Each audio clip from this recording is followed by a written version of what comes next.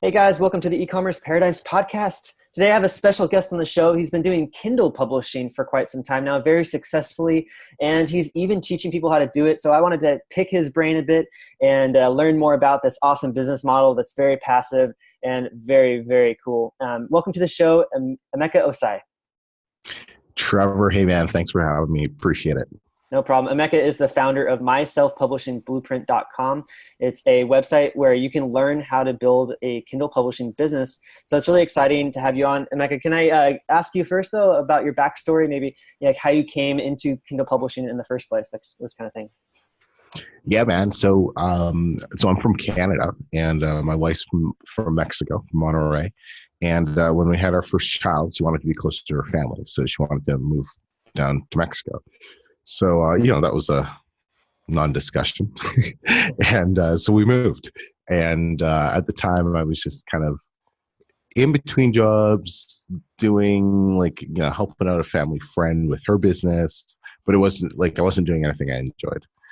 And being down in Mexico, I knew one thing: I wasn't about to start working for pesos, and so I had to figure out how to make some money. And so, it's funny. It was a Gary Vaynerchuk video, and one of his videos just hit me, and I looked some stuff up online, and it was taking something from eBay and reselling it on Amazon for a higher price. I'm like, oh wait, what? And found 3 products right away, and I'm like, I would have made $80 if I did it. I'm like, oh wow, this whole online thing, there's people making money with this. And that's how it started. And then one thing led to another. And I found self-publishing. And that was, the first book was published back in August of 2016. The book sucked. But I kept going, published a couple more. And eventually I figured things out. And, I replaced my job, replaced my wife's job. And, we're quote unquote living the dream. But it's turned into a much, much bigger thing than I could have ever imagined. Yeah, that's amazing. It's so cool how this kind of stuff really does work. What kind of drew you into Kindle publishing in the first place? What was the appeal there? Well, I started looking at Amazon FBA and dropshipping, and for the research I was doing, there was just more capital that I needed. And at the time, we had no money; we were broke. One of the things moving to Mexico is because you didn't need a ton of money. And so we were saving money, but it was going to take so long. And then we had $350 saved.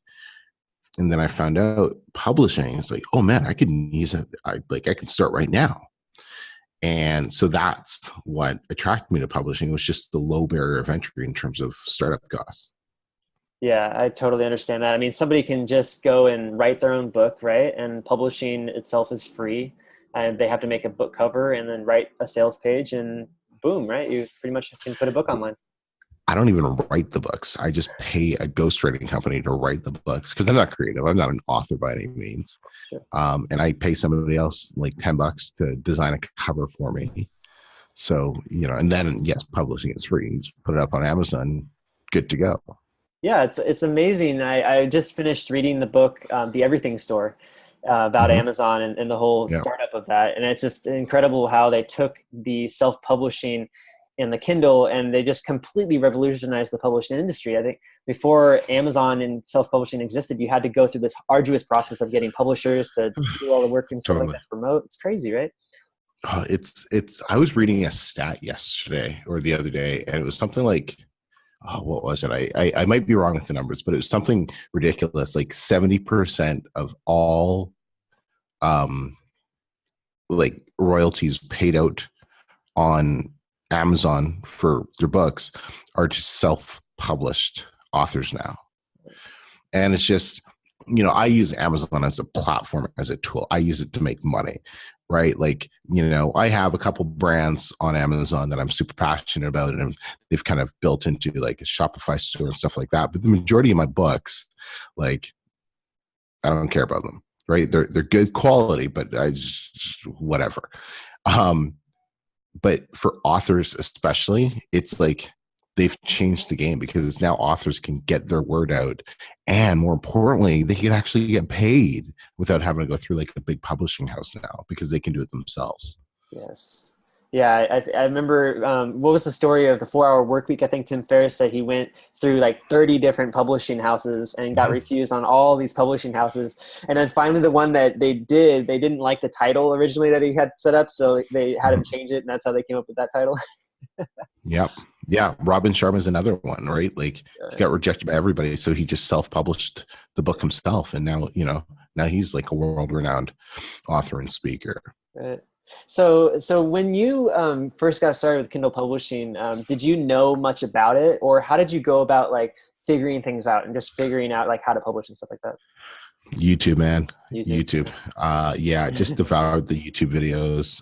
Eventually I bought a course, but it was just, yeah, it was just learning everything off YouTube, going on webinars, going on like I'm somebody, if I'm going to learn about something, I'm going to learn about it. Right. So I just, became obsessed with it. And yeah, just, it was all YouTube. That's where it all really started. But then I took a course and that really kind of sped up the results. That's great. And you have a YouTube channel now as well, correct? Yes, I do. Yes, I do. So if you guys want to learn more about Kindle publishing, you can check them out. My Self-Publishing Blueprint, or type in Emeka Ossai into YouTube, right? Yeah. Cool.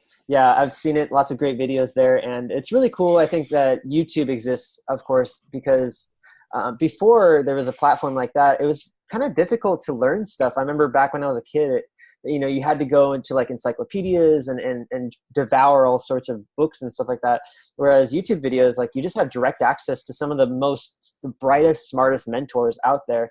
And if you just sit down and watch these videos, you can learn as much as anybody else knows. It's pretty impressive. It's amazing. Bro, man, this is a whole discussion we talk about for days. It's people. There is zero excuse in this world to be broke anymore. Like the only excuse you have to be broke is if you live in somewhere like Tanzania or like maybe up in like somewhere up in like Siberia where they don't got internet.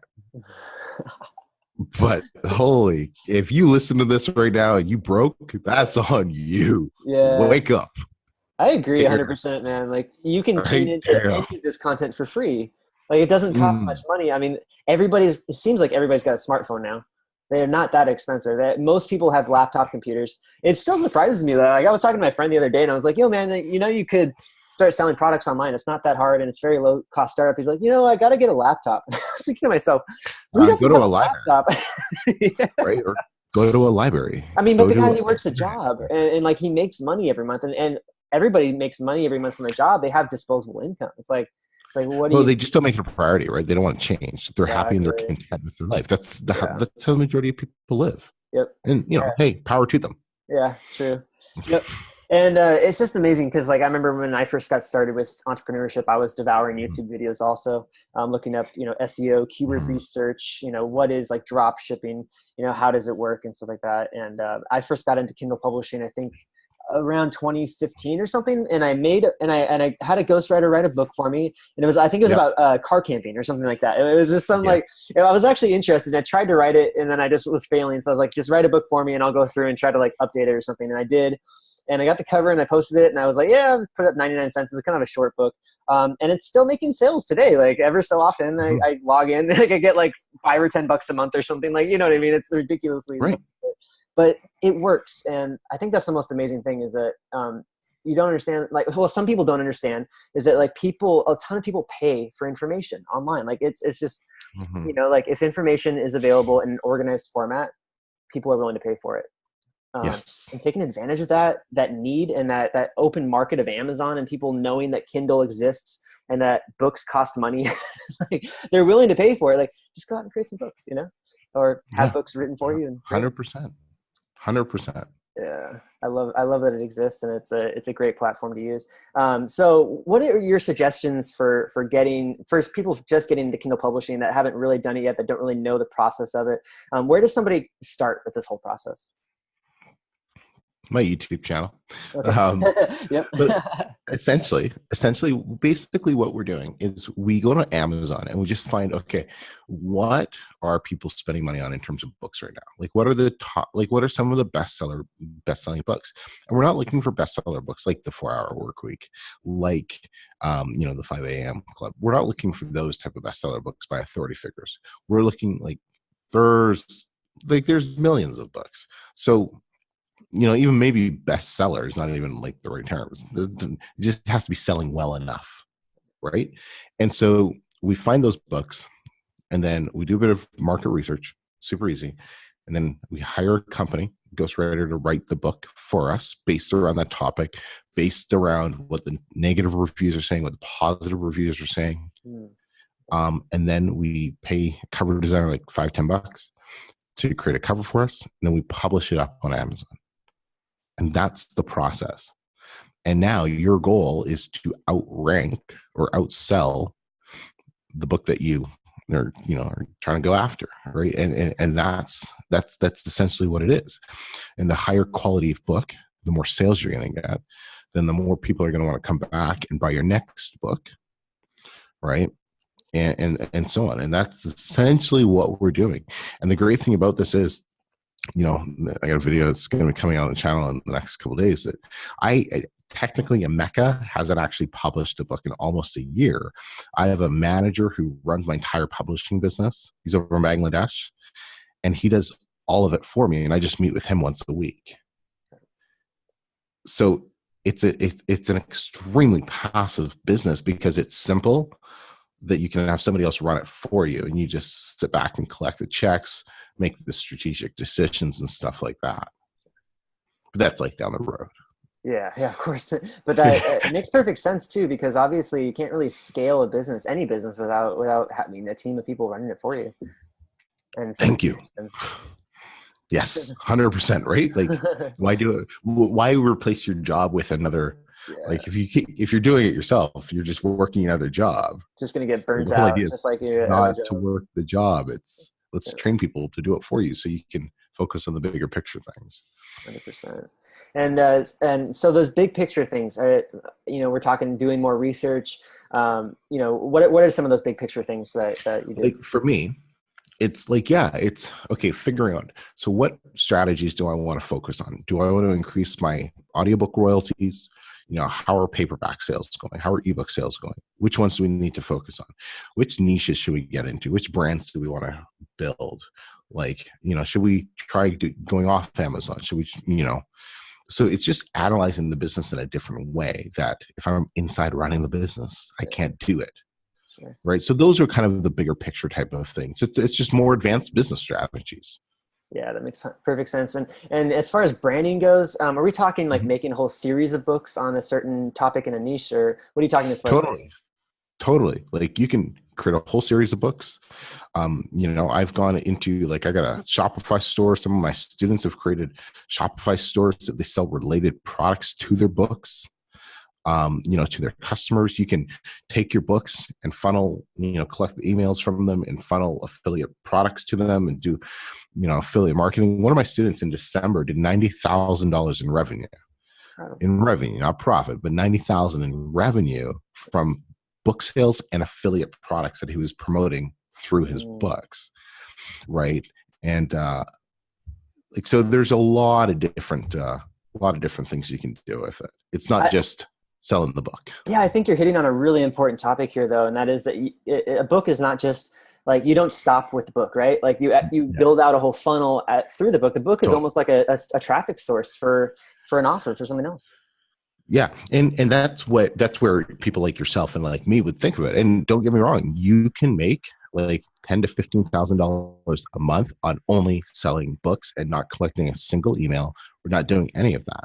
But if you want to really build a bigger business, more long term, and all of that, well, then there's some additional things that you can do. But just the front end book sales, there's still a ton of money to be made with just doing that alone. Right.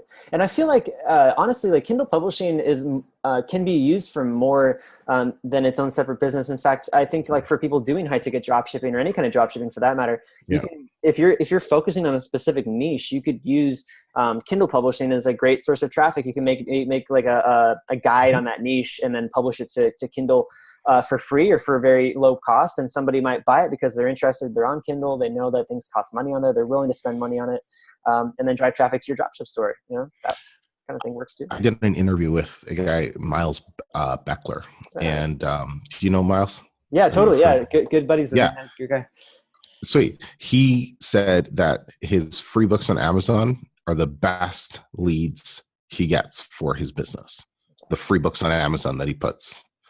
And you know, Miles, he's down to the data, right? So he's done all the tested, but he's like, yeah, Amazon provides the best traffic source for our business in terms of leads. That's great. So there's so much you can do with it. It's so much bigger than just selling books.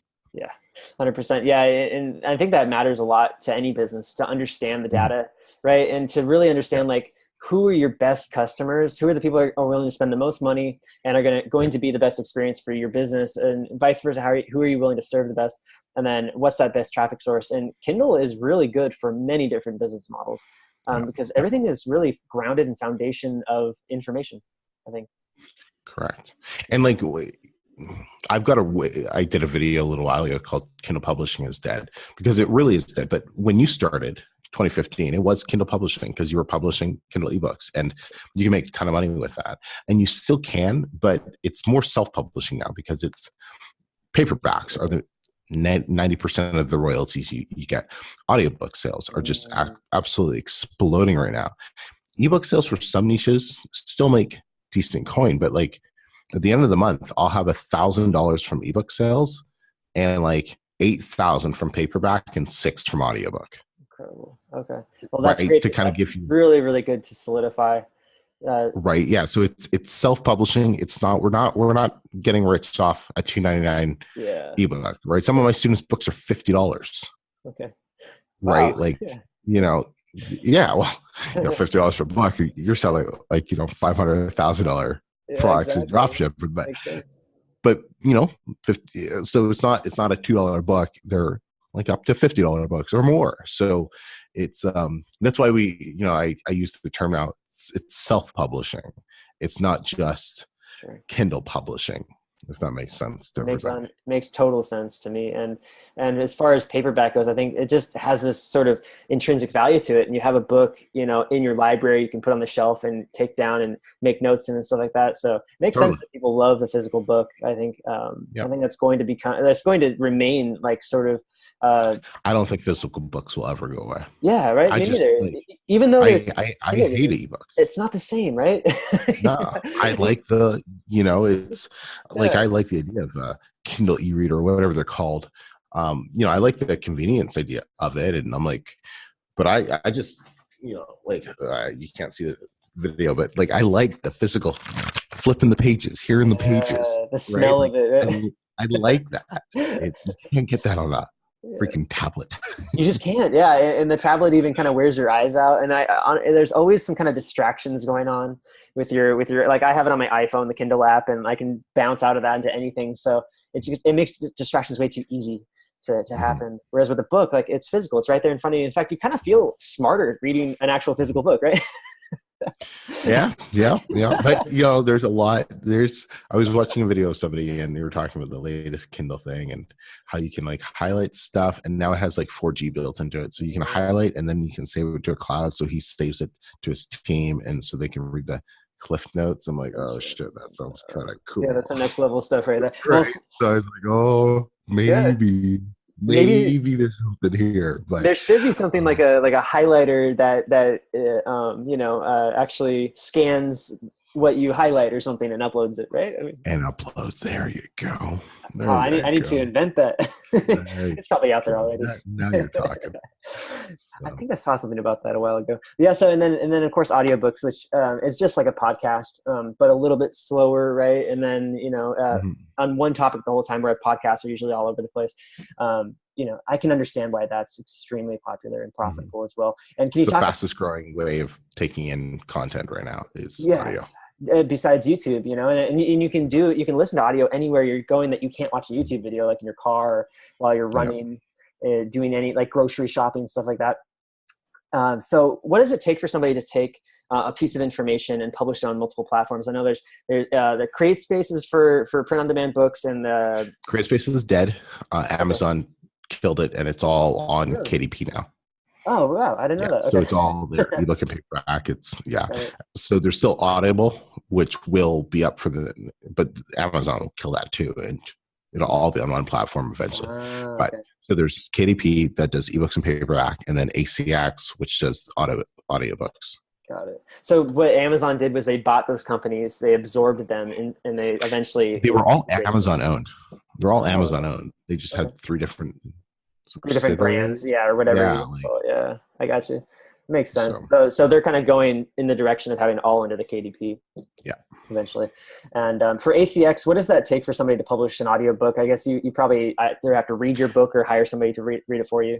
Once again, it's all about outsourcing. So Yeah. you do very little work. Like the job of the publisher is to find a profitable niche and keyword. That's it. Yeah. Everything else, you just pay somebody to do. So ACX has in-house narrators that you can use, for anywhere from, $30 to $40 to $50 per finished hour to read the book for you. Right. And they do that. And then you just hit publish. And now your book's an audiobook. Got it. That's it.